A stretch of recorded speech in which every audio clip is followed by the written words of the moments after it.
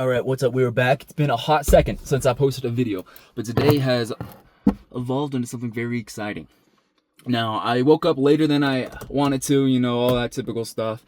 Had a good morning, ate some cool food, ate some broccoli, some chicken, and got some more of that in my backpack right here. And it's starting to get foggy in here because it's raining outside, and I'm excited for that because I'm about to go on a run.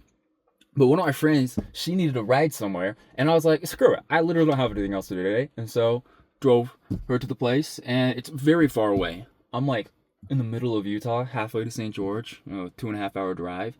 And normally I'd be like pessimistic about something like that because I'm, not into wasting a day. But had there been no plan, that day would have already been a waste.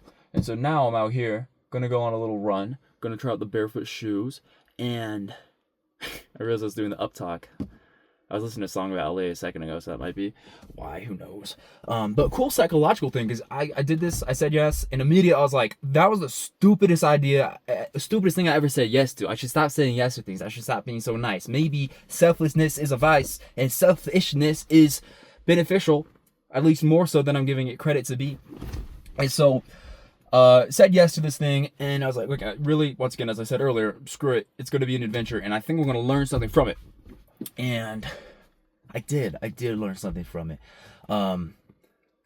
Detecting when someone's not saying everything they probably should say for the situation. And the person's probably watching the video, and I'm like, genuinely, this is exciting for me. I'm on the pursuit of knowledge. And so if you're watching this and you feel bad about things, like, no, you'll taught me something, and that's what I came here to do.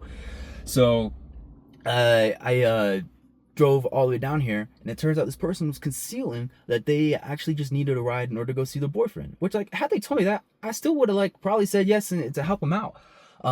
But the way I figured that out is I said something I wouldn't typically say, especially in being in the state of mind driving for like 3 or 4 hours, not 3 or 4 hours, 2.5 hours in a straight line. Your mind's not so active and ready to socialize, because I listened to a podcast about World War II the whole way down here.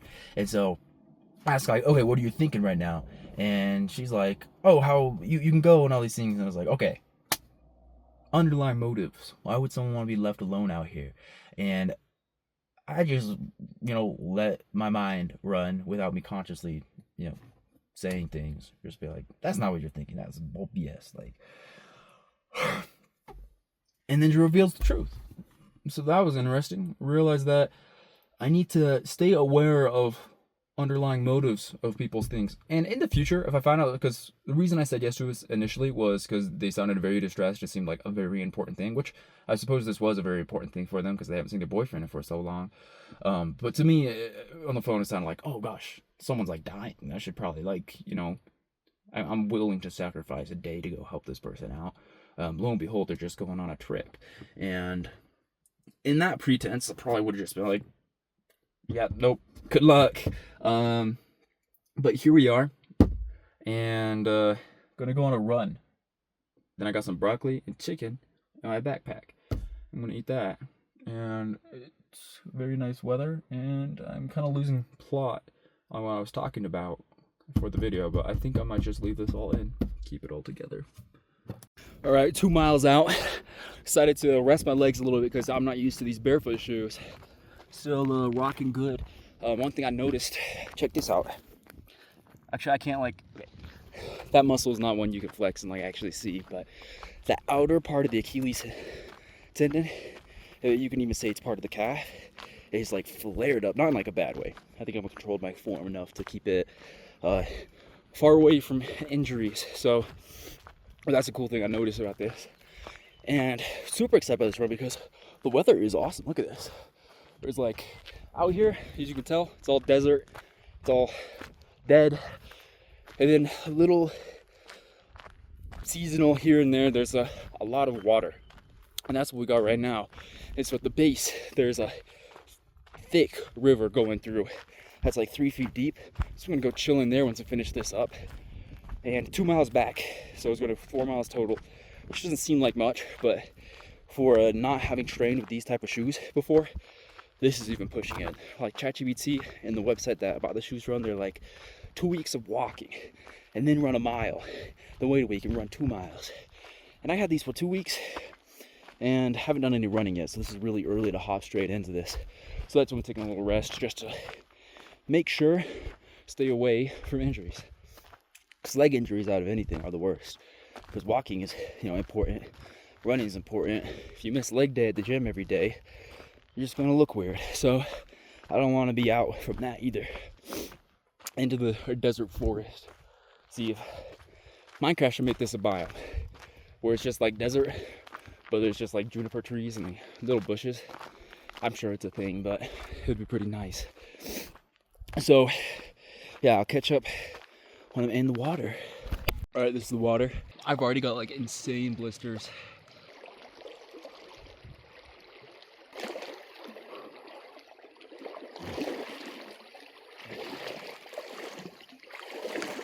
I would try to go all the way in, but that's nasty water. There is moss, and I'm pretty sure this is cattle runoff. So yeah, I'm gonna chill on the edge of the bridge and eat some food. All right, we're currently rocking chicken breast, broccoli, and peppers, and Brazil nuts at the bottom, but you can't see them. That is what it looks like, and it tastes very good right now because I've not eaten for quite some time.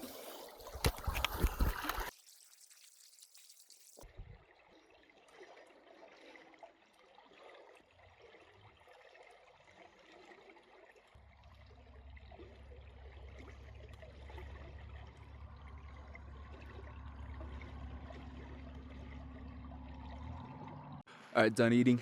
It was good food. Talked to the people I saw on the trail for a little bit. They're also in all the hell stuff, and so we're nerding out about barefoot shoes. This guy also uses barefoot shoes, and training and stuff like that. I realized my shorts match the backpack really nice. Okay, this is the final outro. The lesson of today: just to look at that. Look at that sunset. That is so good. It's about to go away. It's starting to rain. Like, it doesn't get better than this. I need to take more adventures, even if those adventures are spurred by people being a little mildly deceptive. An adventure is an adventure, and I like that. That's it for today. Peace.